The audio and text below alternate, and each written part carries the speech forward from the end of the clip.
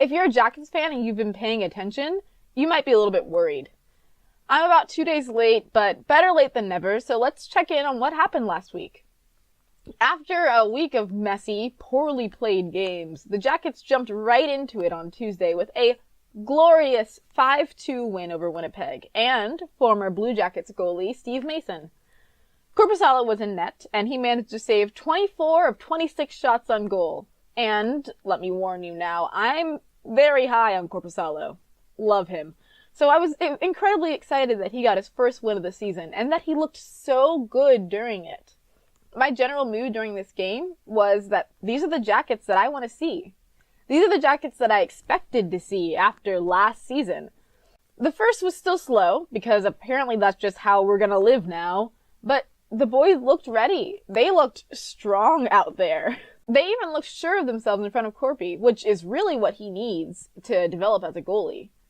In general, Tuesday was a pretty nice game, which is why I was so unprepared for the absolute mess of a game that happened on Thursday. To start, Tampa Bay is a good team. They were a good team last year, and they were injury-ridden. They missed out on the playoffs by a point. And now that Steven Stamkos and the crew are all healed up, they only look better. Whenever I watch a Lightning game, I just have to be incredibly thankful that they are not in our division. The Metro's already wild enough without them also being a part of it. We outshot them, 21-43. Yet they won 2-0. That's 2-0. And Bob was in net. Both of their goals were scored by Sergachev, including one in the second, when the Lightning literally had five shots on goal. The entire period. 5 of them, and 1 of them was a goal. It was just a bad game. Sloppy, like there's so little else to say about it. We're out shooting our opponents, and that sounds all good the more and more that we say it, but they're obviously not turning into goals. It's not just shots that matter, it's shots in high danger areas, which the Blue Jackets just aren't doing. We just aren't following through with them, and so we're not turning our shots into anything. And Bob? Remember last week when I said that it was important that we knew that the Jackets could win a game even if Bob didn't look great? This game was an example as to why. The Lightning didn't put a ton of shots on goal, but Jesus Christ! And of course it wasn't all Bob's fault. It never is only your goalie's fault. We couldn't even score a goal. But Sergachev's second goal came through a lot of traffic. In that case, the Jackets need to clear out the front of the net. We're 7 games in, and Bob has clearly been having a bit of trouble keeping rebounds out. You think that they would have figured it out. Just get him out of there. Especially when you have Anderson back, and now that Jenner's back, and we have Dubinsky. Like, you got the big boys back in. Use some checks. But, once again, excellent news. Boone Jenner's all healed up. He's ready to go, back in the lineup, looking fantastic.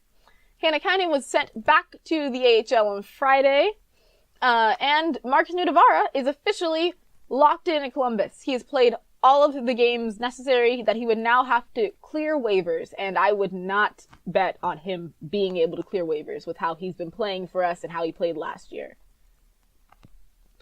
Regardless, the Jackets went into Saturday's game with the Kings with hope. They had known that they'd been playing poorly, but they really, they believe they're improving. They're building chemistry, working on the full 60, And all while I was watching this game, I blamed myself for it, honestly. Because I had said that I preferred crazy, stressful games, and that I wanted the Jackets to actually play during the first period. And the hockey gods, vengeful as they are, heard me and were like, got you. So this game started out fine. Dubois was out there playing like a big boy. The Jackets were really hustling, and Nick Foligno scored 5 minutes in on a power play. Jackets fans everywhere rejoice because our power play has not been good. It's been probably the worst thing on the team. And with that one goal, obviously everything was completely solved.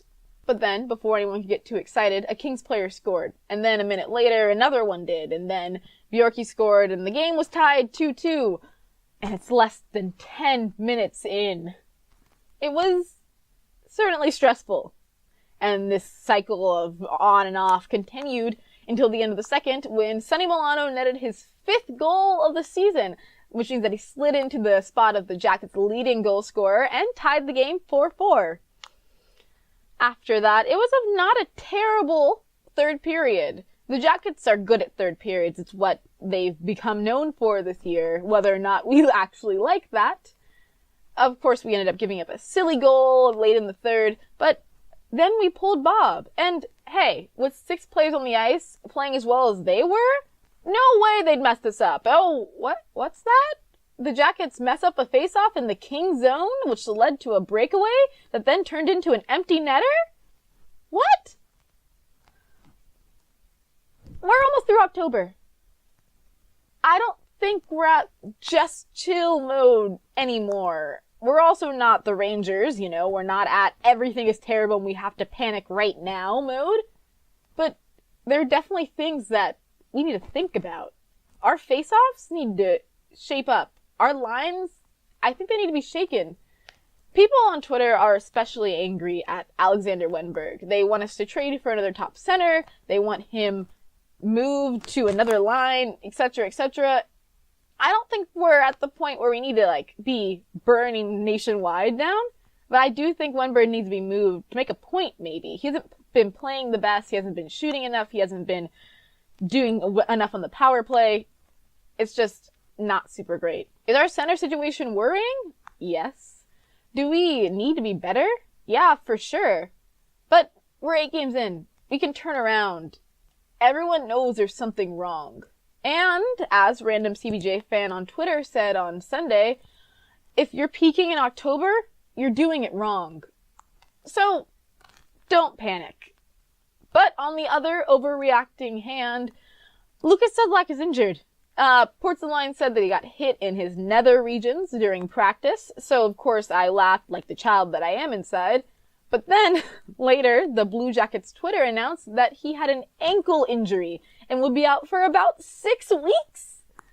So, this isn't good.